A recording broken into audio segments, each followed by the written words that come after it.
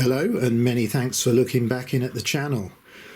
And here I am up at the Triang Super 4 based model layout, and in a continuation from last week where I had fun running the Rural Rambler, the Hornby Rural Rambler from the mid to late 70s with this battery controller, I got a bit sidetracked trying to see whether I could run trains all the way around the vintage Super 4 mainlines on battery power. Well, some great comments, lots of suggestions of locos to try under battery power.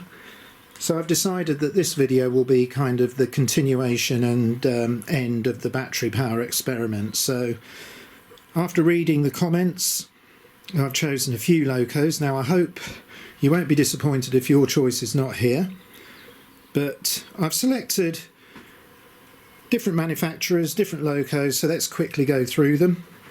There's the Wrenn Peregrine, the A4. That's a powerful heavy loco, die-cast body, the same as this, City of London, both with the vertical Hornby 00 type motor, so lots of power consumption there. Here's a Class 20, the Bobo, another power-hungry loco. Are the batteries going to be good enough to get these anywhere near around the main lines? Well, we'll see in a minute. Look at that, a class 5, the Black 5. Someone said double head the Black 5s. Well, that really kind of rang a bell. I think we'll have a go at that. And then a little Jinty, and a slightly newer Jinty to end up with. So haven't seen this on my... Well, I did repair one for someone some time ago, but this is my own, and I'm looking forward to trying that one out. That's got the XO3 motor in it, which is similar to the XO4. So Triang and Hornby at the back, but we're going to start off with the old school Wrenn and Hornby 00 items. So I'm looking forward to seeing how these experiments work. The batteries have already been used a bit, so let's hope they've got enough capacity to run these experiments. I've had no time, unfortunately, over Easter to improve the connection, so hence I've still got the old dodgy split pins in there. I've selected 3 very light Triang Pullmans for each of these to pull, so we've got something behind them, but we're not going to go for super heavy trains today. So I hope you're going to look forward to seeing what happens. So I'm going to make a start at this end of the selections. I think we'll go with the Peregrine, then the City of London, and then the Class 20. So I'm just going to prepare the first of these locos for us to watch on battery power. Okay, well, I've got this Wrenn loco hooked up to the Pullmans, and let's see what happens. Now I'm moving over to the battery controller, putting a bit of power in, nothing happening. A little bit of movement on, let's just, yeah, we're away. Now that's on top speed, wouldn't move at all on the lower setting. But the really heavy Wrenn loco making its way around the layout now on the top speed setting, and it's done a complete loop. So can I back the power off, I wonder? Yeah, she doesn't want to go on the slowest setting. Now I've stopped on a diamond, so this is going to be interesting. Yeah, back on the highest setting, and indeed we've got power again. So I'm going to reduce it again at the back by the station. Let me just... No, it won't move on the lowest setting, but on the highest setting of the battery controller, powerful express running at a really high speed on 2 Chinese lamp batteries.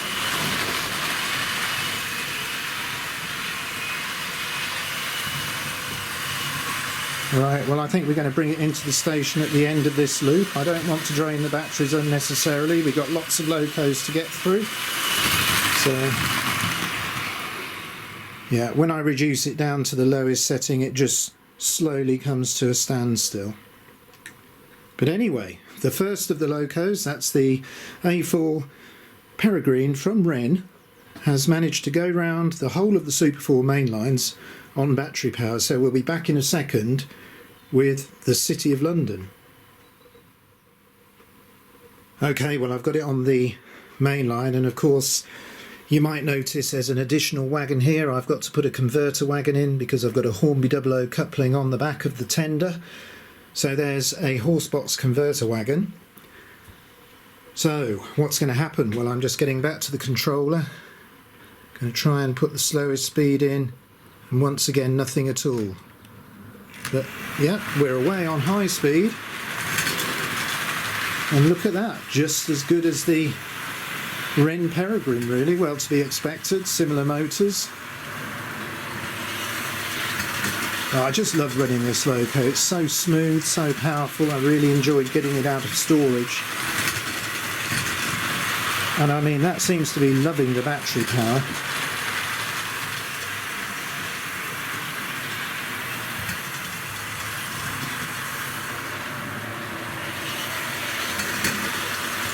I think what I'm going to do actually now is bring this into the station, see if I can stop it, put it there. You see, once it gets onto slow, it just comes to a stop.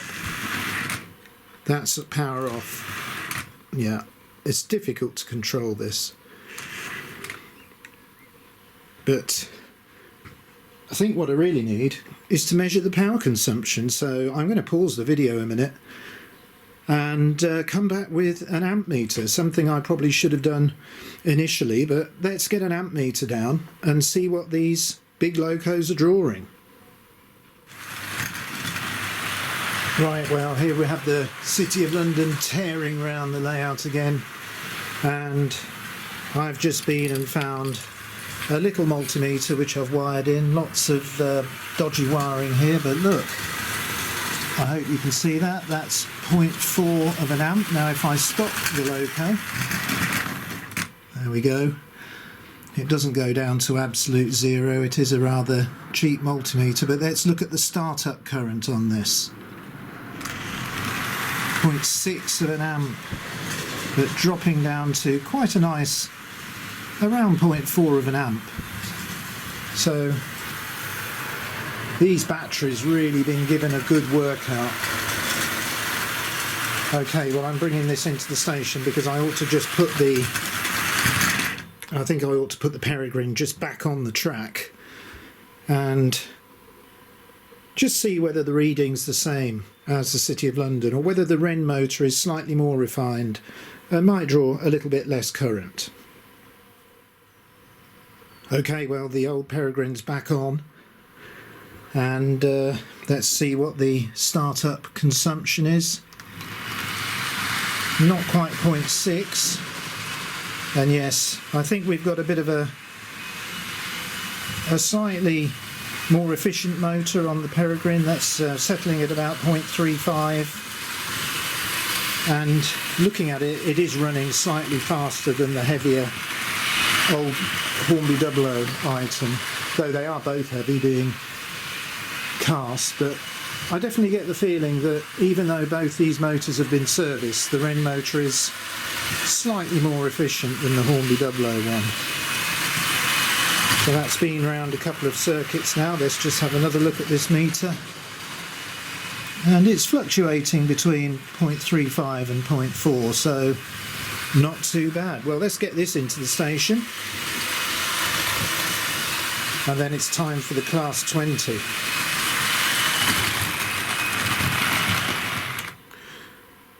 So I wonder whether the Class 20 will be the first of the locos that will run on the slower speed setting. Look at that, the Class 20 looks great there, doesn't it, with the horse box behind it, the converter wagon. Right, back to the battery controller. What's going to happen? Let's put some power in. Whoops. Wow, away. And look at that, that's not too bad, is it? 0.34, 0.35. So will it, I'm going to wait for it to get to the back of the layout. Really running nicely, this Hornby 00 diesel. Right, let's try it on the slower setting. There you will. Oh, we do have movement on the slower setting. Over the first diamond and the second, slight hesitations, but only picks up from the front bogie. So is this going to be the first of our test locos to make it round on the slower setting? That sounds really great. I can hear all the wheels. Well, while that's going round, I just ought to look at the power consumption on the lower setting. So back to the meter, 0.3 of an amp, and it's making its way around. It's going over a couple of sets of crossovers, and then we're getting back nearer to the power supply. Well, that surprised me. Really pleased to see this Class 20 running at the slower speed. And indeed, the first of our locos, I'm going to stop that now, and the first of them to be run at the slower speed. So far we've had the two heavy die-cast locos, this really nice Hornby 00 Class 20. Let's get to the Triang Hornby locos. So I think we'll start off with just one Black 5, and then maybe we'll double up. Here's the first of the Black 5s on the rails then, the LMS tender drive. So pretty sure I've got that on nicely. Let's see how I get on. So keep an eye on the meter, and straight away at slow power, yeah, 0.22 of an amp. Is that going to get over the diamond though? It's moving at a snail's pace, isn't it? No, we've got a hesitation there. I'll give it a helping hand.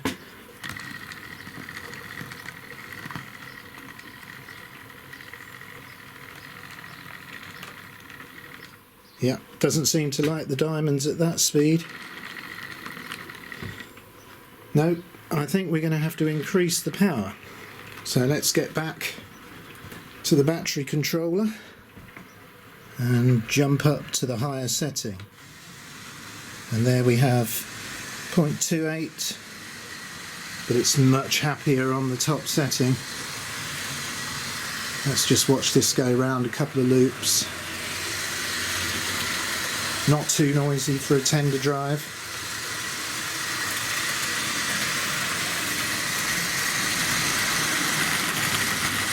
Slight hesitations there. I think maybe I've got a dirty wheel or pickup that needs looking at.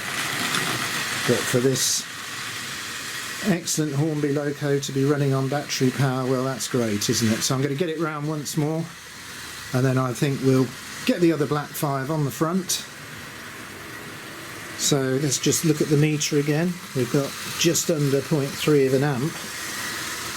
So it looks to me like we'll perhaps be drawing over half an amp with two of these together. So there's the Black 5 stationary. Let's just move it forward a fraction. Just take a look at that. Yeah, okay. I'm going to get the other Black 5 now on the tracks in front of this one. Well, it doesn't matter what sort of power supply you're using. What a great sight. Two of those lovely 1970s tender drive Black 5 locos coupled together, and we're going to try and drive them round on battery power. So look, watch that reading as I put the power on.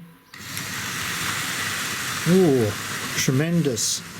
So it's settling down at about half an amp, and we need to see these locos going round together, don't we?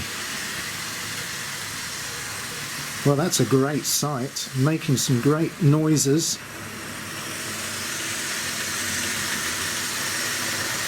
I really do like these 1970s tender drive locos. Going through the station, let's just follow them round a bit. They seem quite happy on lamp battery power, the two of them together.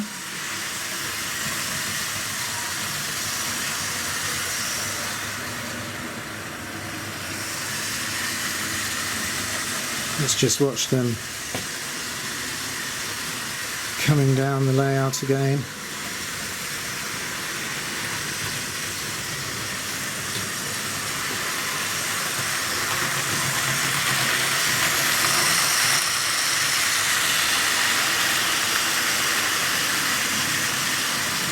Well, these are running exceptionally well on the little old battery controller. The speed seems to be just about right. I don't know which has been your favourite so far, but I think I've got two favourites so far. Probably the Wrenn Peregrine and this combination of black fives. Right, let's switch this off. Okay. I need to get the Jinty on the tracks. Well, those two black fives are now stowed away just there on the baseboard. That was great, really enjoyed that. So how will this little Jinty perform? So I'm going to start off hopefully on slow speed. Look at that, 0.2223, and we're away over the crossover. Second crossover. I think this is going to be a slow speed performer.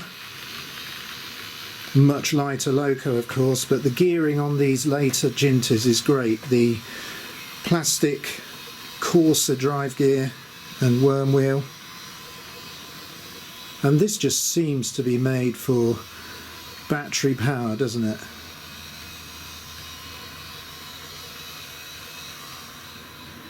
Well, while I've been doing all these experiments, I've been just thinking away. This loft has got a really nice southern aspect on one of the roofs, so I'm wondering now whether it might be an idea. I know it's another distraction, but should I build a solar powered controller? Imagine that, operate the railway in an environmentally friendly way, certainly during daylight hours. So I think I'm going to write that down on my list of items to experiment with when time allows, but I think if my time's anything like any of yours, finding time is just one of the hardest things. But look at that, that's going beautifully, isn't it? Let's get back to the controller. Wow, this is great fun. Okay, I'm going to put the power up now. And there we go. Current stays about the same. But look at this, some really realistic running from this lovely Jinty. And a great noise coming from the motor.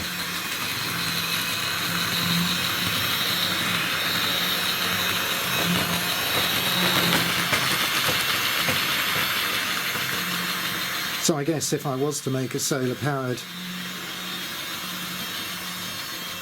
supply, it would be interesting to see whether a solar panel with an inverter to provide 240 volts would run the Gauge Master, or whether I just stick to some 12 volt controllers direct from the panel.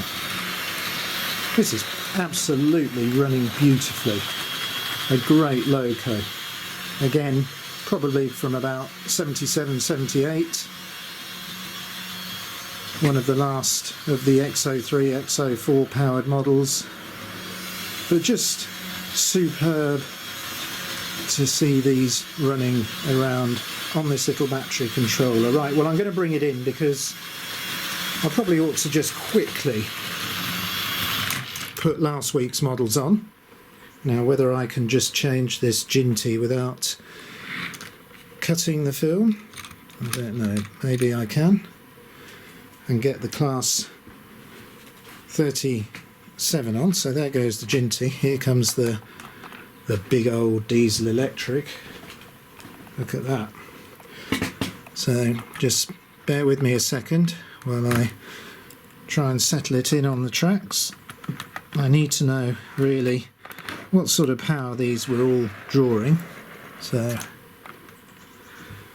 back to the battery controller now. I wonder if I've got it on the right way. I do. Oh, well, look at that. 0.3 of an amp at full speed. And there we are at the slower speed. I just cut away a bit quickly, didn't I? Just under. So it's about 0.2728.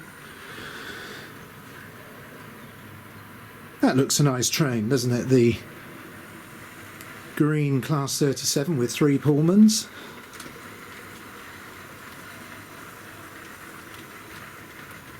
There's no doubt about it that the power consumption of all the Hornby and Triang models is quite favourable compared to the older, but that's going to be the way, isn't it? The more vintage items like the Hornby 00 and the Wrenn are going to be slightly more power hungry.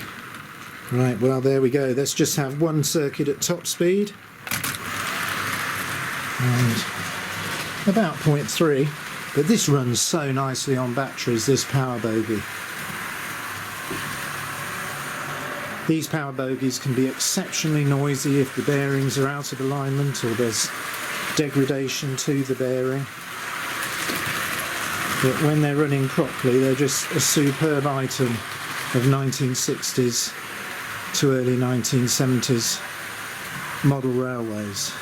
Right, let's get this out the way and find that rural Rambler. So down to the slower speed, and then we'll get it in the station and look for the little blue rural Rambler from the train set I ran last week.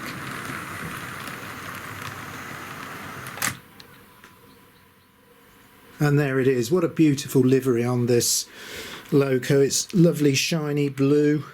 I think it's one of the most attractive of the 040 Triang Hornby models.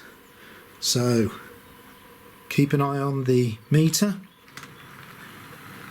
Surprisingly high power consumption actually. I'm surprised at that. That's on slow speed.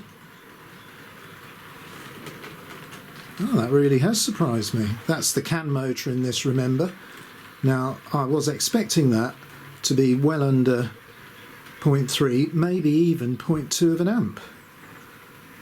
But quite power hungry, isn't it? Let's get back to the meter. Yeah, 0.4. Right, let's get it up to top speed. And half an amp.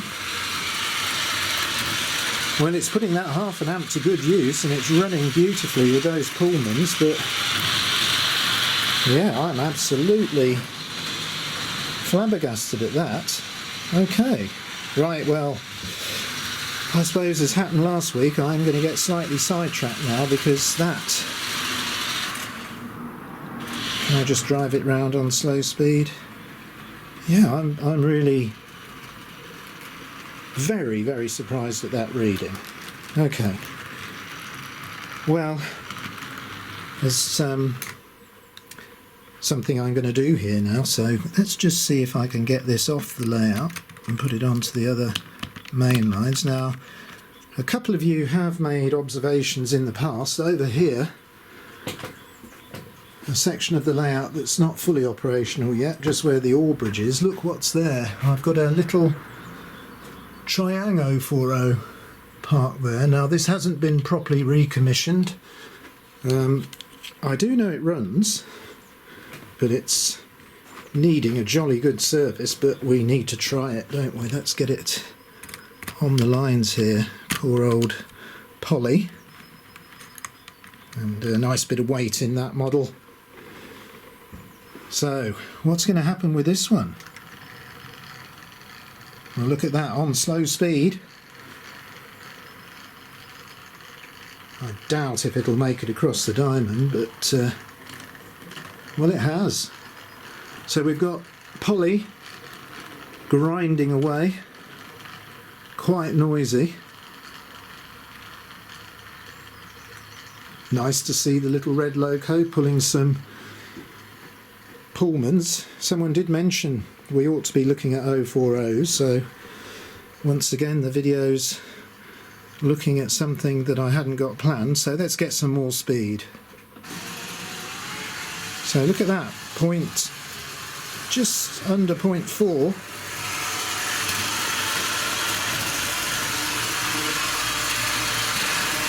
And Polly's making a really good job of those. I think she's been sick of being stuck on that higher level section for many months, so a run around the layout is very much appreciated by this little loco. Right, so just going to slow that down, bring it into the station, or just before the station, Oh, there goes the local, one of the local aerobatic aeroplanes. They practice from Sywell Airport over our area sometimes. Great to see. Lots of interesting manoeuvres. Look at this, old and new together. Back to the controller, select the slow speed. Oh, there's some power consumption. Look at that. You can almost see the sweat on the side of these two batteries. Nearly 0.6 of an amp. But look at this, we've got two little locos working together and a great combination of colours. We haven't yet seen the blue Connie or the blue Nelly or the green Connie on the layout, or even the green industrial engine. There's so many of these little 040s to look at. I really will have to get round to.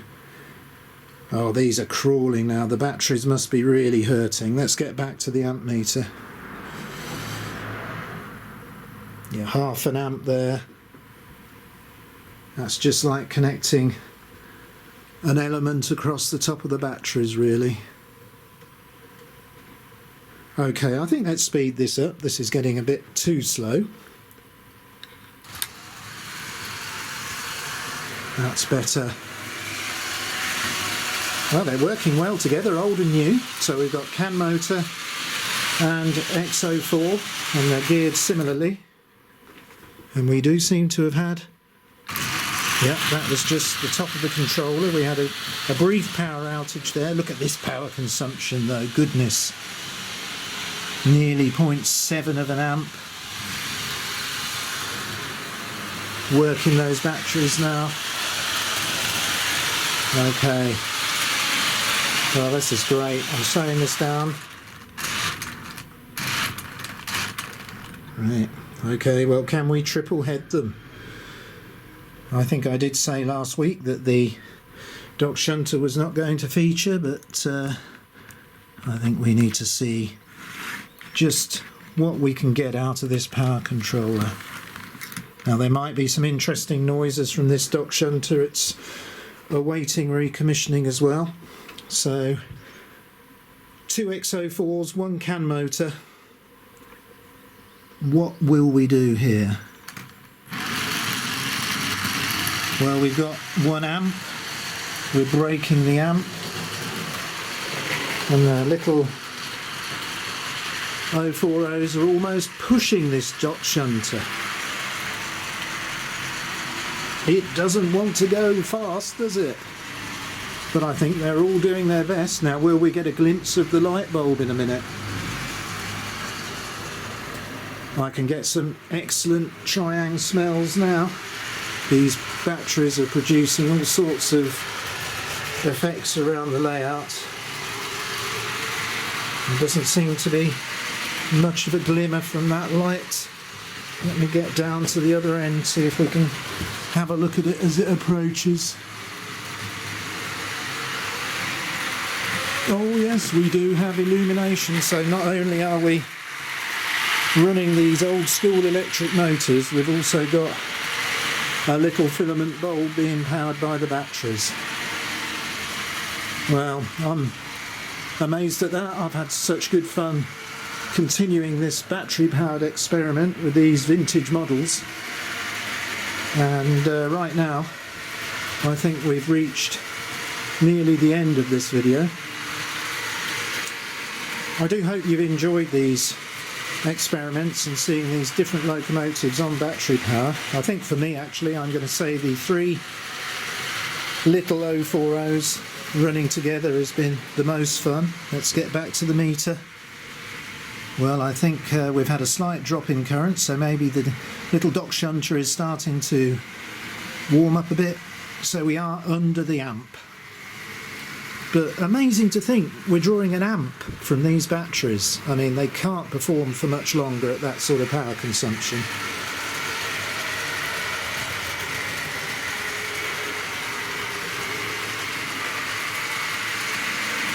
Well, I've had, as I said before, such great fun just producing these few minutes of video, so I do hope you've liked seeing all the different locos running around the Super 4 layout on battery power. Next week I think I'm going to make a start on the first of the Loco restorations. We will have a bit of running too, but I want to show you perhaps my first experiment stripping paint or finishes from plastic bodies. So it's going to be very interesting to see whether I have good or bad results. And also I will perhaps select an item to run around the Super 4 main lines. Maybe see if I can find something that we haven't seen before. There was a hesitation there. Maybe the power controller's getting a bit hot, but we'll see what we can find from some of the boxes under the table. So until the next video, I will wish you all well and say goodbye.